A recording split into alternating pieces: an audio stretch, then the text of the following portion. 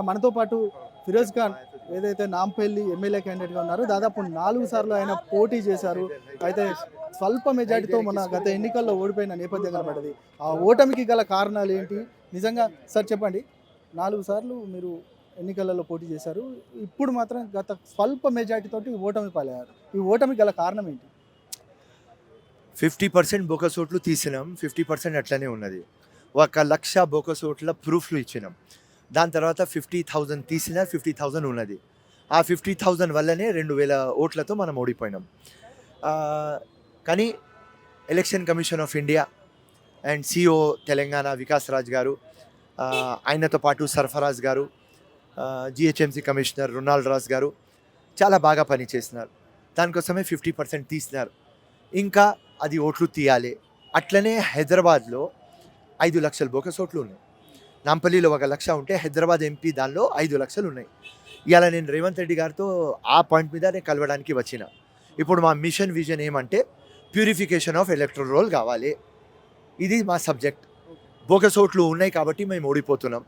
వేరే కాన్స్టిట్యువెన్సీ జూబ్లీహిల్స్ కానీ, ముషీరాబాద్ కానీ, సికింద్రాబాద్ కానీ, నిర్మల్ కానీ, నిజామాబాద్ అంటే గెలిచి వచ్చేది.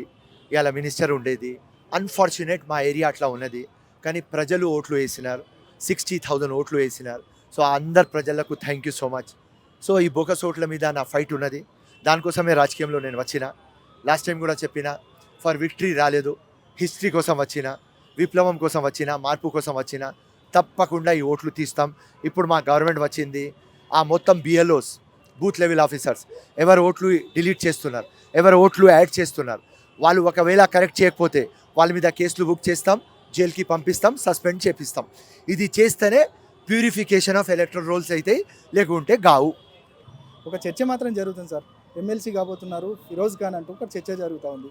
ఎమ్మెల్సీ కాబోతున్నారా, లేదు మినిస్టర్ కాబోతున్నారా? ఏంటి మీ అధిష్టానం ముందు ఉంచిన చర్చ ఏంటి? ఏదైనా అధిష్టానం ముందు మీరు ఏమైనా ఈ చర్చను తెర మీదకి తీసుకొచ్చారా? ఢిల్లీ పోయినాం, రాహుల్ గాంధీ ఇడిసేసి అందరితో కలిసినాం, చెప్పినాం ఈ కోటా కాదు, ఆ కోటా కాదు. అన్ఫార్చునేట్ ఓడిపోయినాం. ఓడిపోయిన తర్వాత చాలా బాధతో వస్తున్నాం. మాకు సిస్టంలో పెట్టండి. జీవితం అంకితం చేస్తాం కాబట్టి మొత్తం కమిట్మెంట్తో ఉన్నాం. సిస్టంలో ఉంటే ప్రజలకి మేలవుతుంది. కాంగ్రెస్కి ఇంకా రివైవ్ చేస్తాం. గ్రాస్ రూట్ దాకా పోతాం. ఎక్కడ మనకు ఓట్లు రాలేదు అక్కడ ఓట్లు తీసుకువస్తాం. పబ్లిక్స్లో మా గవర్నమెంట్ స్కీమ్లు తీసుకొని పోతాం. అకౌంటబిలిటీ, ట్రాన్స్పరెన్సీ చూపిస్తాం. దానికోసం మాకు ఇవ్వాలి మీరు అని చెప్తే తప్పకుండా మేము ఇస్తామని నాకు వాళ్ళు చెప్పిన. రాహుల్ గాంధీ కానీ, ప్రియాంక గాంధీ, సోనియా గాంధీ గారు, ఖర్గేజీ, కేసీ వేణుగోపాల్జీ, రేవంత్ రెడ్డిజీ అందరి మీద నమ్మకం ఉన్నది. తప్పకుండా వాళ్ళు సిస్టంలో తీసుకువస్తామన్నారు. ఏ జాబ్ ఇస్తారు దానికి ఇమాందారీతో చేస్తాం. అంటే ఈ 10 రోజుల పరిపాలన ఎట్లా ఉంది? రేవంత్ రెడ్డి గారి పరిపాలన ఎట్లా ఉందంటే మీరు ఏం చెప్తారు?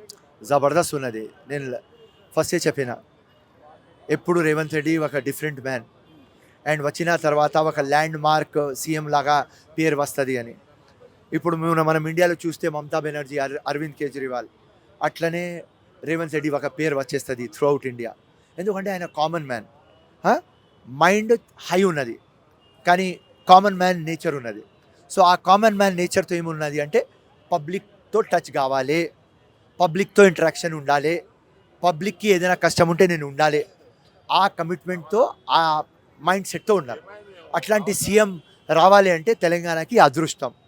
పాత సీఎం కలవడు, మనకు చెప్తాడు మీరు ఢిల్లీ పోవాలి అవరాన్న పొద్దుగాల ఢిల్లీ పోతే సాయంత్రం కలుస్తాం.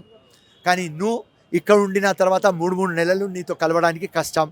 ఇవన్నీ చూసుకున్న తర్వాత ప్రజలు ఈ బంగారు తెలంగాణని చిప్ప తెలంగాణ చేసినారు.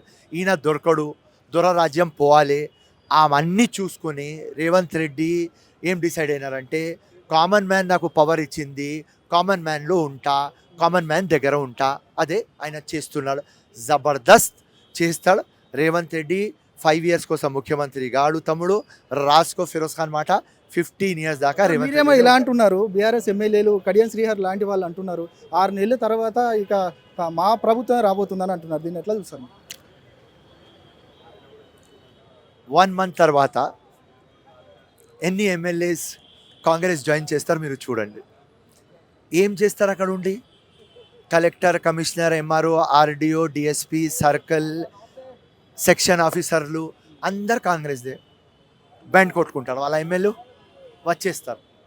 వాళ్ళ ఎమ్మెల్యేలు కూడా తెలుసు ఈ రేవంత్ రెడ్డి పోడు, గట్టోడు, పిచ్చోడు, తిక్కోడు అమ్మా, రైట్. కేసీఆర్ కూడా అంటే వయసు ఉంటుంది, ఏదో కేసీఆర్కి అవుతుంది. కానీ ఇక్కడ యంగ్స్టర్ ఉన్నాడు, వీడు 15 years పోడు, మా బతుకు బస్ స్టాండ్ అవుతుంది బీఆర్ఎస్లో. అందరు బీఆర్ఎస్ నుంచి ఇక్కడ వస్తారు. చూడండి, అంటే ఎవరైనా టచ్లో ఉన్నారని చాలామంది ఉన్నారు టచ్, చాలా ఒక 10 మంది ఉన్నారు.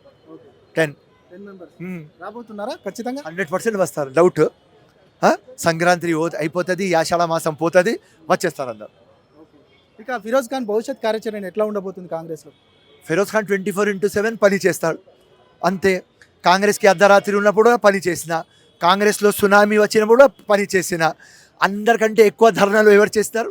Firoz Khan. Protest Firoz Khan, public gathering Firoz Khan, కేసులు ఎవరి మీద వచ్చినాయి ఫిరోజ్ ఖాన్, జైళ్ళకు ఎవరు పోయినారు ఫిరోజ్ ఖాన్. సో ఫిరోజ్ ఖాన్ ఒక సోల్జర్, పని చేస్తూనే ఉంటాం. అర్ధరాత్రి ఉన్నది కాంగ్రెస్కి, పని చేస్తాం. ఇలా వెళ్తురు వచ్చింది, పని చేస్తాం. Public public public, development development development, Congress Congress Congress, Revanth Revanth Revanth, అంతే. ఇది మొత్తానికి ఫిరోజ్ ఖాన్ చెప్తా ఉన్నారు. ఖచ్చితంగా బీఆర్ఎస్ ఎమ్మెల్యేలే మాకు టచ్లో ఉన్నారు, 10 మంది ఖచ్చితంగా సంక్రాంతి లోపు మా పార్టీలోకి రాబోతున్నారంటూ కూడా ఒక సంచలన వ్యాఖ్యలు చేశారు.